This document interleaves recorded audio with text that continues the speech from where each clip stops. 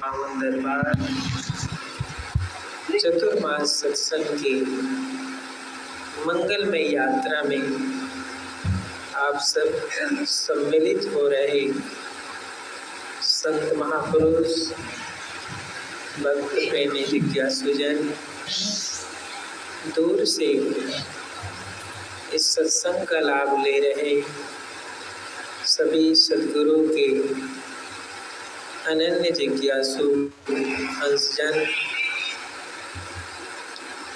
प्रतिदिन इस दरबार में बैठकर हम साहिब के वचनामृत का लाभ लेते हैं। बहुत सूक्ष्म से सूक्ष्म प्रसंग जीवन को हमारा छूता है, टच करता है, क्योंकि जीवन की यात्रा बहुत गहीर गंभीर है और इस गहीर गंभीर जीवन की यात्रा में जब तक ये नाव किनारे नहीं लगती है तब तक तो चेतना में रहना पड़ता है, सजग रहना पड़ता है। और यही सद्गुरु का जो ज्ञान उपदेश है उसकी यही महिमा और महत्व है। अंत काल तक भी हम उस साधन को संभाल कर रखें जब तक कि ये जीवन रूपी जो नैया है वो हमारा सही सलामत उस पार न हो जाए। इसी का साधन गुरुजनों ने, महापुरुषों ने इतनी कृपा करके इस हंस को, इस जीव को दिया है, उसको हम किस ढंग से अनुभव करते हैं, किस ढंग से जान पाते हैं, वो हम पर निर्भर करता है कि हम किस चीज़ के जिज्ञासु हैं, किस चीज़ के पिपासु हैं, वो हम पर निर्भर होता है। साहिब तो हर उस साधन को हमें समझाए जिस विवेक सागर के कथा प्रसंग में आपने सुना कि कैसे मोह के मूल में अनेक छोटे छोटे ग्रंथियां हैं और वो ग्रंथियां शरीर को या मनुष्य के जीवन को कैसे नियंत्रित करती है, इसका बोध साहिब ने दिया। छोटे छोटे उदाहरणों के द्वारा साहिब ने हमें समझाया कि उस मोह का क्या फल है, उसका विस्तार क्या है, और उस मोह के अंदर जो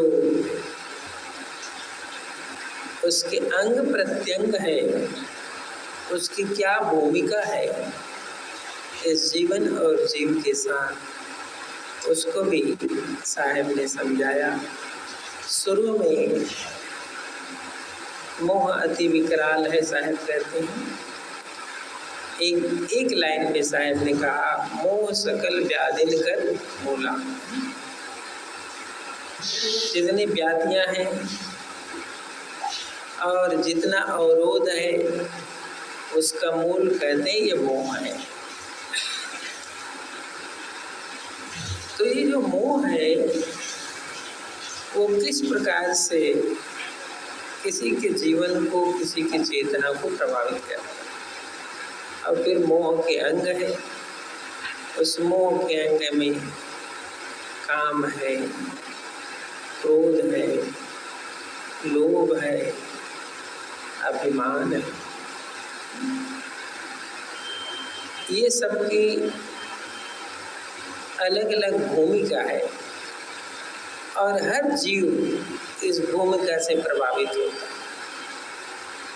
ये सब चीजें साहिब ने क्यों बताया, क्यों ये उपदेश दिया कि ये आपको प्रभावित करता है, ये आपकी उच्चतम गति को शिथिल कर देता है, ऐसा साहिब कहते हैं। तो ये कैसे प्रभावित होता है किसी के जीवन में? लोभ के बारे में सुना, क्रोध के बारे में सुना। क्रोध का जो संबंध है, ये मोह का एक अंग है। क्रोध का जो संबंध है वो निश्चित रूप से एक विस्तार के साथ उसका संबंध होता है। संसार में दो स्टेज है, एक तो भक्त का स्टेज है और एक सामान्य जन का स्टेज। सामान्य जन का जो स्टेज है, स्थिति है, उसके साथ क्रोध का जो संबंध है, उसके लिए रिलेशन का होना जरूरी है। क्योंकि क्रोध अकेले नहीं जन्म लेता है, वो किसी के साथ ही उसका जन्म होता है, उसका संबंध होता है। हमेशा ये आप देखना, क्रोध अकेले क्या करेगा, उसके लिए तो कोई चाहिए। इसीलिए संतों ने, महापुरुषों ने कहा, भजन करना है तो अकेले कर सकते हैं, उसके लिए दूसरे की जरूरत नहीं के बराबर, नहीं चाहिए। लेकिन यदि बातचीत करना है तो दो आदमी चाहिए, अकेले क्या बात करोगे? उससे आगे यदि और आगे जाते हैं तो 2 से 3 चाहिए, 3 से 4 चाहिए, 4 से 5 चाहिए। तो रिलेशन और संबंध ऐसे फैलता है। तो जितना रिलेशन और संबंध फैलता है, उसी अनुसार से उस जीव का क्रोध फैलता है। क्रोध भी ऐसा ही फैलता है, उसका फैलाव है। एक क्रोध जब किसी को आता है तो किसी को देखकर आता है, या अपने स्वार्थ के लिए कर रहा है कि दूसरे की हानि के लिए कर रहा है, लेकिन रिलेशन चाहिए, उसका संबंध चाहिए क्रोध के साथ, तभी वो क्रोध टिकता है। ऐसा क्रोध नहीं टिकता। लेकिन जो बहुत ऊंची अवस्था में जो होते हैं, जिसको भक्त या साधक कहते हैं, उसके साथ एक अलग स्थिति पैदा होती है। वहां भी सूक्ष्म क्रोध आता है, लेकिन उसकी दिशा अलग है। लोक में जो संसार का व्यक्ति है, उसका क्रोध का संबंध एक से दूसरा, दूसरा से तीसरा, तीसरा से चौथा, ऐसे फैलता है। लेकिन अब जो सूक्ष्म बात है उसको साहब बताते हैं कि क्रोध यदि अकेले व्यक्ति को आता है तो वो कौन है जिसका कोई नहीं है तो भी क्रोध आता है?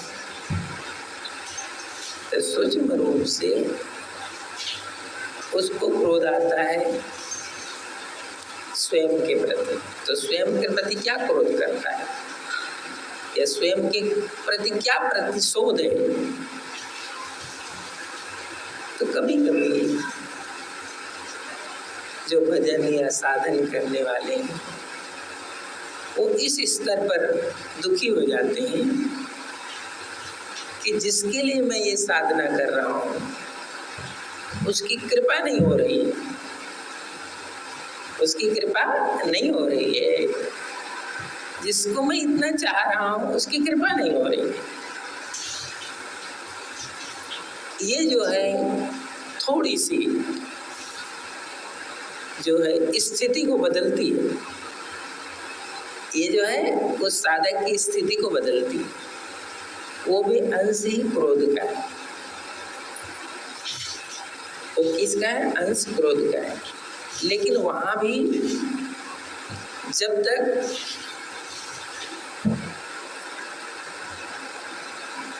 क्रोध से मुक्त होने का जो रास्ता है, संसार में तो संबंध को काटना पड़ता है।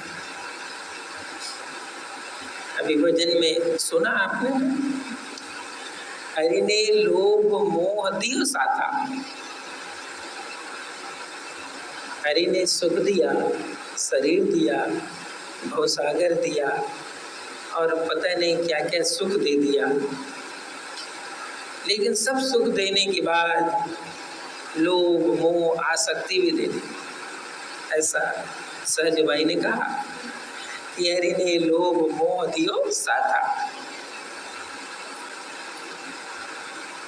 हरि ने शरीर दिया, अवसर दिया, लेकिन लोभ मोह को भी साथ में दे दिया। सद्गुरु ने कृपा करके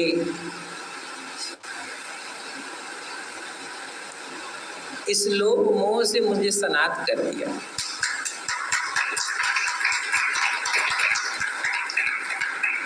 लोभ मोह की जड़ जो है वो सद्गुरु ने काट दी।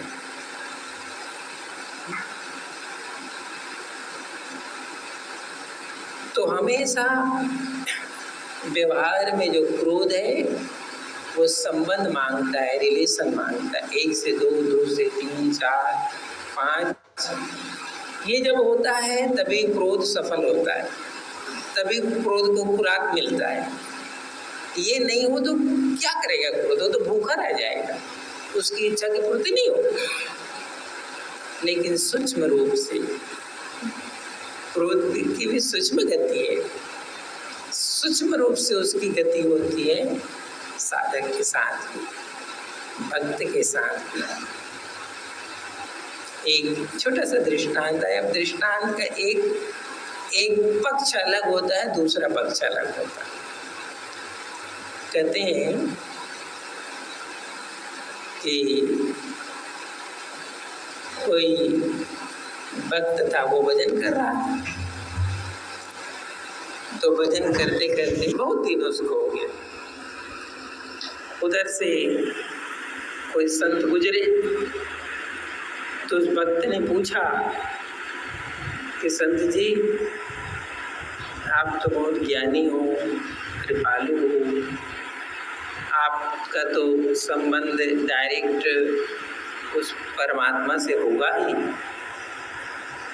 तो आप ये तो बताओ कि मैं इतने वर्षों से भक्ति कर रहा हूँ, मेरी भक्ति कब सफल होगी? मुझे दर्शन कब होगा? ये आप मुझे बताओ।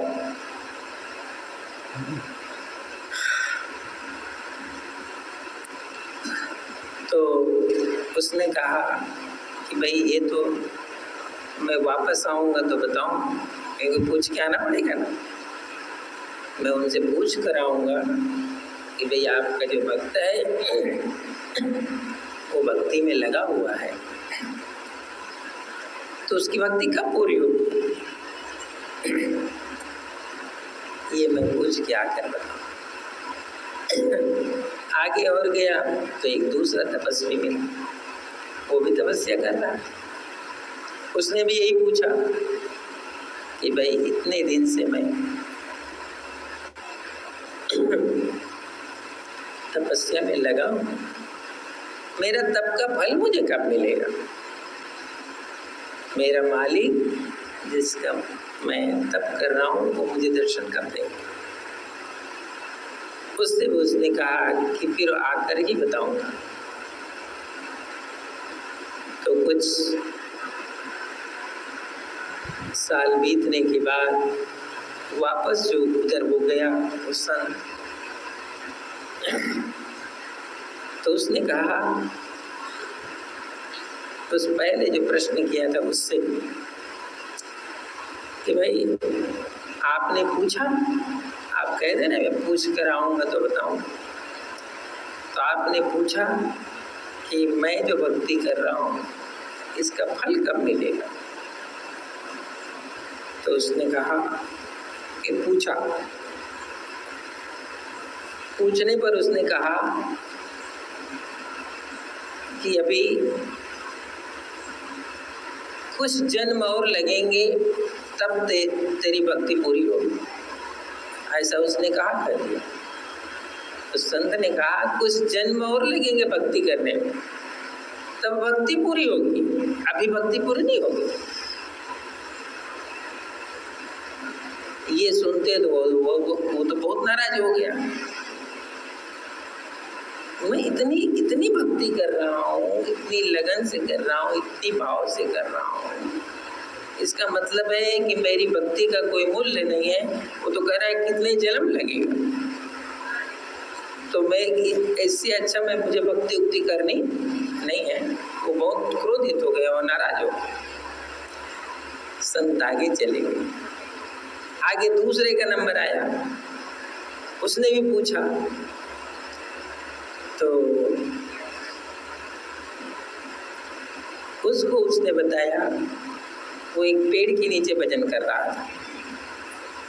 उसने बताया इस पेड़ पे जितनी पत्ती है ना, उतने वर्ष तुमको और भजन करना पड़ेगा, तब तेरी भक्ति पूरी होगी। तो वो नाराज नहीं हुआ, दुखी नहीं हुआ, उसको थोड़ा संतोष हो गया कि चलो मेरी भक्ति मेरी भक्ति की आवाज वहां तक तो गई है, इसका मतलब। तभी तो उसने कहा भाई कि ये वृक्ष में जितने पत्ते हैं, इस पत्ती पूरी होगी तो तेरी भक्ति भी पूरी हो जाएगी। तो मैं ये कह रहा था, जो क्रोध है हमारे अंदर, जो प्रतिद्वंदिता है, सामान्य जो स्तर में वो रिलेशन के साथ जुड़ता है, और थोड़ी विशेष अवस्था में वो कहाँ जुड़ जाता है, स्वयं के साथ जुड़ता है। तो साहब कहते हैं स्वयं के साथ भी यदि क्रोध का फैलाव है, कामना का फैलाव है, तो वो आनंद को नहीं देता है, वो प्रसन्नता को नहीं देता है। क्यों नहीं देता है? इसीलिए कहा जाता है कि संसार के मार्ग में कर्म और फल का संबंध जुड़ा रहता है। भक्ति के मार्ग में कर्म और फल का संबंध इस तरह से नहीं जुड़ा होता है कि उसमें